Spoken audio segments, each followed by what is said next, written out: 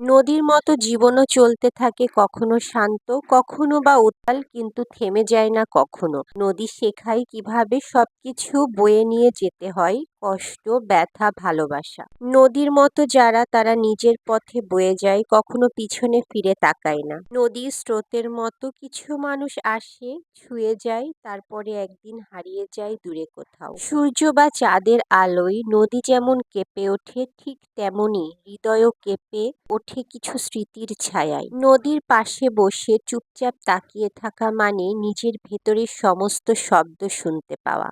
নদীর প্রতিটি ঢেউ যেন বলে, তোমার কাহিনী আমি জানি, আমার সাথেই তো বয়ে গিয়েছো তুমি। সূর্যাস্তের নদী দেখে মনে হয় প্রকৃতি বুঝি বিদায় বেলায় ভাষাও আমাদের শিখিয়ে দিয়ে যায়। মানুষ থেমে যায়, নদী বয়েই যায়। নদী কি কখনো থামে? কখনোই থামে না। সে তার নিজ গতিতে সবসময়ই বয়ে চলে। হুমায়ূন আহমেদের একটা কথা আছে, নদীর মতোই সম্পর্ক ধীরে ধীরে গড়ে ওঠে আর একসময় মিলিয়ে যায় অজানায়। নদী যখন শুকিয়ে যায় তখন বোঝা যায় তার কতটুকু প্রয়োজন ছিল। নদী কখনো ক্লান্ত হয় না, তাই আমরাও তার বয়ে চলাটা বুঝি না। সূর্যাস্তের রঙে রাঙা পদ্মার জল, পদ্মা পাড়ের জীবন ভাঙা গড়ার এক অবিরাম কাব্য। ইলিশ আর শীতল হাওয়ায় পদ্মার কাছে ফেরা, নদীর বুকে ভেসে চলা নৌকা আর দূরে দিগন্ত রেখা। পদ্মা শুধু নদী নয়, এটা আমার মনের গভীরের একটা টান।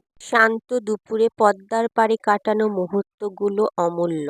যেখানে পদ্মা বয়ে চলে সেখানে হৃদয় পড়ে থাকে চুপি চুপি। পদ্মার বাতাসে ভেসে আসে শৈশবের গল্প, গোধূলির রঙে রাঙানো সব। এটাই আমাদের পদ্মা নদীর বৈশিষ্ট্য।